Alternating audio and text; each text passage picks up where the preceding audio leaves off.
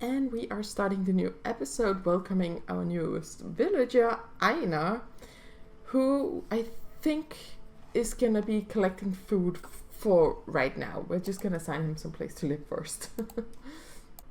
And then we'll assign him here to the gathering hut just because food is a little bit of an issue at the moment. And then maybe later on he can work at the farm when we get that built, or whoever else is the best suited for that job when the time arrives. And before we get too far into the video, don't forget to like, subscribe, share with a friend, all that good stuff. Oh, here we go. Pack of hungry smokers is approaching. That's the first invasion thing we have happening, and I am allowed to kill those, so maybe we can get a little extra bone fragments, meat, and leather scraps if they do come too close. But this is indeed our first invasion. Not a crazy one, to be fair, and I am quite happy about that because I'm not sure how long we'll survive when something does attack. Smokers are more annoying than, scary. But here they are. I probably won't be able to kill a lot of them because I don't have any weapons on me. It also seems like we're not completely overrun by them, so that is a good thing. Because it's super annoying when they mess up all your storage. Here we go, the barracks is built. The smoker invasion is still happening, but very boring because nothing is really happening, it seems. I was kind of hoping we would get a few that we would be able to harvest. Oh, one is coming right here. Oh, I can't kill you. Okay, I'm gonna stop hunting that. So I don't get too far away from the village. I think we're just gonna let the smokers do their thing and then see if I have enough to summon another one. I do not. Oh, and there is a big one here. Nice. So we can get someone to work the barracks and do the patrolling and all that good stuff. And the smokers are now leaving. Well, that was very unsuccessful anyway. But let's just grab a little bit extra on the way. You can't really have too much Jotun blood in this game. You really can't. I think it would also be very beneficial if we do upgrade the Eye of Odin so we can have some town militia. Just to help when we get invaded by something a little more dangerous than smokers. Ooh, a craftsman. That might be really good. And I think we will be upgrading it already. Normally I wait a little bit because it's not that important to do it right away. But since I can't help kill stuff, I think it's gonna be very beneficial. Oh, and the mine just finished as well. That is very nice. Which means we can actually go mine stuff. But before we go mine stuff, I was thinking of making a few more beds in the cottage to accommodate a few more people. So that is 5 beds in total when they are built, which should actually accommodate all the villagers we have right now. And then maybe we can start moving some of these shelters when they start complaining about not being so happy anymore. And here we go, that last one. That gate is really placed badly compared to Odin. They're running directly into it basically. We should probably have put that gate over here instead or something like that. But later on when we remove the shelters in here, we can make everything a little bit better. Oh, don't push me with the gate, dude. What are you doing?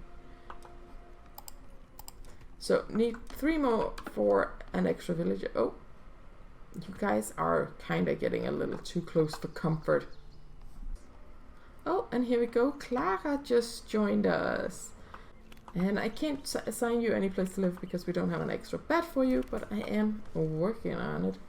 Don't you worry. And I am actually thinking maybe we should plop down a resource marker somewhere in this vicinity as well, just so we are prepared later on when they can't find anything anywhere. Then we have a lot of extra wood right here. But let's finish these beds so we can assign her a place to sleep. And we don't have anyone that's really good at fighting to assign to the barracks, so we're just gonna go with Frey, I think.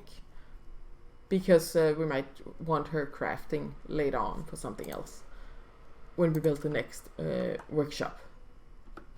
So here we go. The defense of the city is slowly working. He is training his stay away. And I think it would be a good idea to place down a patrol marker on the opposite side of town. What the? Why are you in here? Why are you on this side of the fence? What are you doing? You're not allowed in here. Yeah. Cry about it. Anyway, we were building a patrol marker so that guy can go and patrol. We just need to set the task for him. So now we have a patrol happening and we can skin this. And because we got that up and running, now everything is protected. It's not defenseless. Obviously not everything is enclosed by walls, but that's not gonna happen until we put walls around, you know, everything. And we are nearing that time where the blood moon might happen, so I am just gonna stick around my camp here and see what happens. Everyone's awake, but they are going to bed now, so hopefully... Oh, here we go. It's happening. Okay, interesting. If it gets too crazy, I am kind of supposed to go in here and hide, so I don't kill anything by accident. But it also makes a little bit of a boring video, I guess, if I'm just standing in there. So I guess we'll see what's happening. Of course, it's happening on the other end of the town. So it's gonna go through all our buildings first, which is very annoying. The best thing I can think of right now is to get this guy to work now. So he's gonna go down there and notice we're getting attacked, because right now there's just a skeleton down there, like, attacking our stuff, and he isn't really protecting us. Oh, there's another one. Oh, and a third. No, he's so gonna die, isn't he? Oh no. Okay, he took care of it. It was fine. Okay, it wasn't dramatic at all. Okay, so I guess it's time to actually look at their schedules, because it does make sense to have everyone work past the time where the blood moon would happen. So everybody gets to work quite late. They start around midday and then they work into around midnight. And then we'll do something different for the night shift people. But okay, apparently one soldier could take care of these three, which makes me think that it is maybe actually possible to do this without me participating in the fights. I'm not sure. We'll see. These are not the big scary ones. So when they come, it might be different.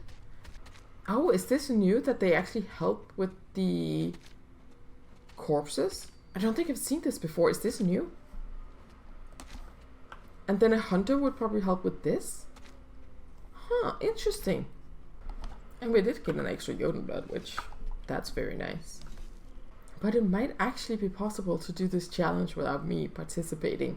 I might be getting way ahead of myself here. Oh, my axe is broken. Because I do think it depends a lot on what's attacking us and how much and where it's coming from and all that, if this is an option. But so far I am hopeful. Well, then we are safe for at least a day. I think they can't do 2 in a row, so that's good.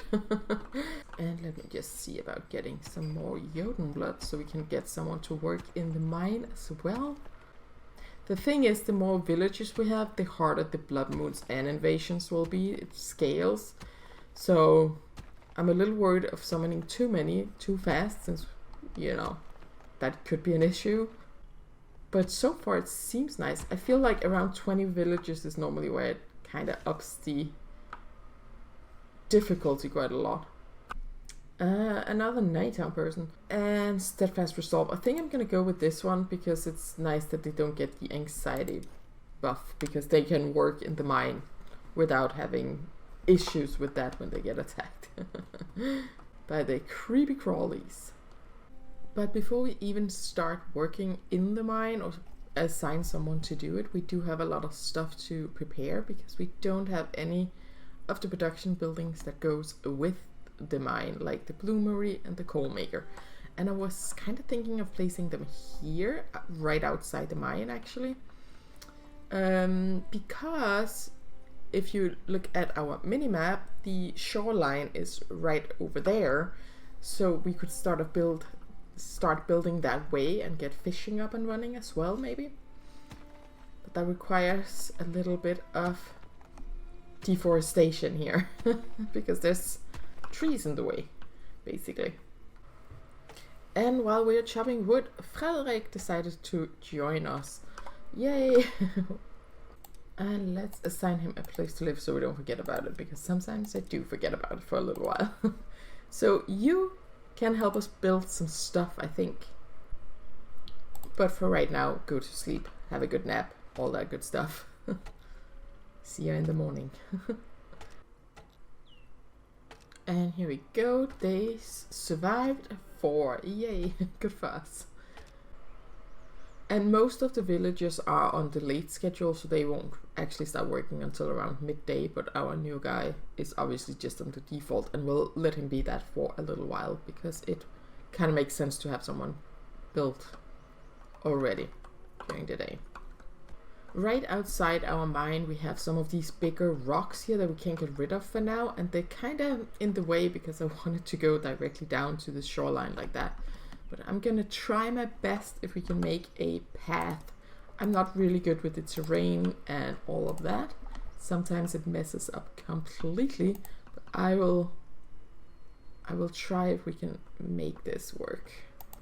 Do have to look out for wisps though, because they sometimes do roam around the shoreline, and I don't want to be attacked by them. That looks super weird because the road marker was in the tree. Looked like some sort of mutant tree, I guess. And here we go. We are successfully down at the beach. So we'll just let some villagers take care of actually placing all this road at some point. Now that we cleared the path. It's not quite a direct path because again we have a lot of these annoying stones lying around. But over time I hope that we can remove them and clear out this area, because then we can use this for a lot of good stuff, hopefully. And it looks like most people are about to wake up and start working. There's a little more life happening in the village. And let's just place down the coal maker here. And some storage space next to it. It's gonna look a little malplaced right now probably, because we can't extend it before we actually built the building. So it's gonna look like we placed it super weirdly. But when we extend it out here, I think it's gonna work pretty well. That's the hope at least. And we have some building people working on everything. I can help you a little, I guess. And with the coal maker done, we can actually start making some coal right away. I will not be assigning anyone to do this for the first long while, because normally I can just keep up with making it for them without it ever really becoming an issue that we are out, especially because we start making it now before we actually even need it. And here we go. The first batch of coal is burning away right now. Good, good. The storage is done, and let's start by actually making some firewood storage, because then we'll assign someone to it and they will just keep picking it up, and the coal maker is right next to it, so useful. I'm not sure how many we need, but like, let's just go with these 3 at the beginning. Ooh, I don't think I have enough fiber to make all the rope we need. Ooh. It's a good thing we have bark, so we can turn that into fiber at least. And now that we have the coal maker built, we can also build the bloomery, which is what we really want here. But I think this will be a good place to end the video. I hope you enjoyed it. If you do, please give it a like, subscribe, all that good stuff, because it really helps me out. And I hope you are doing well. Until next time. Bye!